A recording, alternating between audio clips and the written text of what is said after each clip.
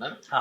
5 కోట్ల భూమికి ఎసరు మణికంఠాల భూమికి కబ్జాకు యత్నించిన ఉద్యోగులు 5 ఎకరాల ల్యాండ్ హ్మ్. 3 కోట్లు డీల్ ప్రైవేటు వ్యక్తులకు పట్టాలు చేసిన గనుడు పోలీసుల ఫిర్యాదుతో వెలుగులోకి ఘటన. అంటే ఇప్పుడు ధరణి ధరణి అని చెప్పేసి అక్కడ ఎలాంటి అవకతవకలు జరిగాయి, తమ్ము కావాలి, అది కావాలి, ఇది కావాలని అవు. పెద్దగా హంకి డమ్కి చాలా కొట్టిండు అవు. కేసీఆర్. అవు. సో మరి ఇది ఎట్లా జరగచ్చు? మణికొండలనే 5 కోట్ల భూమికి ఎసరు ఇప్పుడు ఇక్కడ ఒక 5 కోట్లే. తెలంగాణ వ్యాప్తంగా కొన్ని లక్షల కోట్లయినాయి. కొన్ని లక్షల కోట్లు. హ్మ్. అసలు మొత్తము ఆయన పట్టా ఉన్న ఆయనకు కూడా ఆయనకు లేకుండా ఈ ధరణి వచ్చిన తర్వాత ఎవరైతే అమ్మిర్రో వాళ్ళ చేతిలో పోయింది. ఇప్పుడు ఎలా సెటిల్మెంట్ అయిందంటనా, ఆయన 20 ఏళ్ళ కింద 30 ఏళ్ళు కొనుక్కున్న ఆయనే మళ్ళా డబ్బులు ఇచ్చి సెటిల్మెంట్ చేసుకోవాల్సినటువంటి పరిస్థితి ఏర్పడింది ధరణి వల్ల. ఇప్పుడు ఆ నలుగురు అవు. ఎస్. కేసీఆర్, హరీష్ రావు, కేటీఆర్, కవిత, అవును.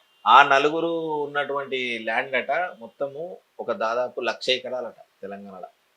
అవును. ఈ 1,00,000 ఎకరాలు ఇంత మాఫియా చేసి ఇన్ని సంపాదించి వీళ్ళు ఏం కట్టకపోయే అవకాశం ఉంటుంది వాళ్ళు చెప్పాను. కొద్దిగా తెలంగాణ భాషలో నేను అడుగుతున్నా, ఏం కట్టకపోతారు వీళ్ళు? ఇప్పుడు వాళ్ళు ఒకటే టార్గెట్, ధరణి అనేటువంటిదైనా ప్రాజెక్టులైనా మొత్తం ఐటీ సెక్టార్ అయినా ఏదైనా వాళ్లకు ఒక లక్ష్యం ఉన్నది.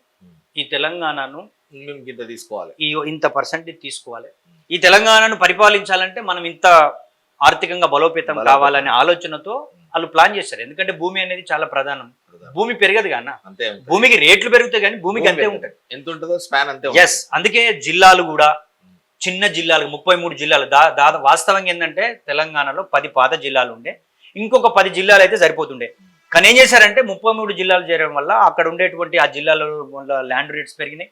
ఆ జిల్లాలలో ప్రభుత్వ భూములు ప్లస్ వీళ్ళే ఎక్కువ కొనేశారు. ఎక్కడ ప్రాజెక్ట్ ఉంటే ఆ ప్రాజెక్ట్ కింద 1000 ఎకరాలు వీళ్ళే. అది చేయడం వల్ల ఈ రోజు తెలంగాణ ప్రజలు అవన్నీ చూస్తున్నారు కదా. వీళ్ళ హయాంలో ఎమ్మెల్యేలు ఒక్కోళ్ళు 1000 కోట్లకు తక్కువ లేకుండా సంపాదించారు.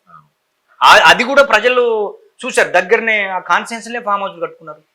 ఇవన్నీ ప్రజలు చూశారు కాబట్టి ప్రజాక్షేత్రంలో వీళ్ళ యొక్క అరాచకం ఎక్కువైపోయి, నియంతృత్వం ఎక్కువైపోయి ప్రజల సొమ్ము అనవసరంగా దోసుకుంటున్నారు, అనవసరంగా వేస్ట్ చేస్తున్నారు అన్నట్టు కదా ప్రజలందరూ తీర్పిచ్చింది. అట్లా అందుకే ధరణి అనేటువంటి దాన్ని నిజంగా కాంగ్రెస్ గవర్నమెంట్ రద్దు చేస్తామన్నది, దాన్ని మనం స్వాగతించాల్సిన అవసరం. అంటే ఇప్పుడు కేసీఆర్ ఏంటంటే హరీష్ రావును ఇన్ చేసి కేటీఆర్ని అవుట్ చేద్దామని చెప్పేసి ప్లాన్ చేస్తున్నాం. నాకు తెలిసి అంటే నేను చాలా దగ్గరగా ఒక 15 సంవత్సరాలు హరీష్ రావుకు చాలా దగ్గరగా ఉన్నాను నేను. అయితే ఆ సమయంలో కూడా నేను హరీష్ రావును గమనించిన విషయాలు చాలా ఉన్నాయి. కేటీఆర్ కంటే కూడా హరీష్ రావు చాలా డేంజర్, అది జనరల్ గా మీకు కూడా ఎందుకో తెలుసు. బట్ ఇప్పుడు హరీష్ రావును సంఖలోకి తీసుకుంటే, కేసీఆర్ హరీష్ రావుని సంఖలోకి తీసుకుంటే టీఆర్ఎస్ పరిణామాలు ఏ విధంగా ఉండబోతాయి? సేమ్ మళ్ళీ పూర్వం ఎన్టీఆర్ పరిస్థితి లెక్కలే అయ్యే అవకాశం ఏమైనా ఉంటుందా? ఉంటుంది. ఇప్పుడు వాళ్ళిద్దరికీ పార్టీ బాధ్యతలకు సంబంధించి కానీ కీలకమైన నేతలుగా కానీ ఇప్పుడు వాళ్ళు మాటలలో అందరూ కూడా పర్ఫెక్ట్ ఉన్నారు. కాకపోతే ఈరోజు వారసుడు అనే దగ్గర చర్చ జరుగుతూ ఉంది. ఆ వారసుడు అనేటువంటిది అల్లుడా కొడుక అనే దాని దగ్గర ఆయనకు కూడా భయం ఉన్నది, డైలామాలు ఉన్నాడు.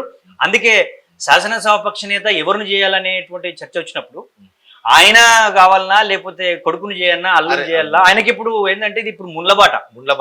ఎస్. ఇప్పుడు రాజకీయంలో అన్ని అనుభవించిన వాళ్ళు, అన్ని రకాల పదవులు అనుభవించినటువంటి వాళ్ళు హరీష్ రావు కానీ కేటీఆర్ గారు ఉన్నారు.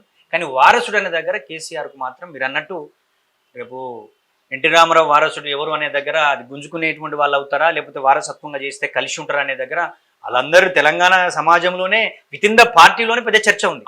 ఈయన అవుతాడా, ఆయన అవుతాడా, ఈయన కొంచెము అర్బన్ టైప్ ఉన్నాడు, ఆయననేమో రూరల్ టైప్ ఉన్నాడు, వీళ్ళని ఎవరు చేస్తే బాగుంటుంది, ఎవరు ఫైటరు, ఎవరు ముందుకు తీసుకెళ్తారనే దగ్గర ఇప్పటికి కూడా కేసీఆర్కి నిర్ణయించుకోలేనటువంటి పరిస్థితిలో ఉన్నాడు. అది ఏమి అనేది వాళ్ళ కాలం నిర్ణయిస్తుంది, వాళ్ళ చేతిలో ఉంది. ప్రజలైతే మాత్రం బీఆర్ఎస్ పట్ల బాగా వ్యతిరేకత అయితే ఉంది.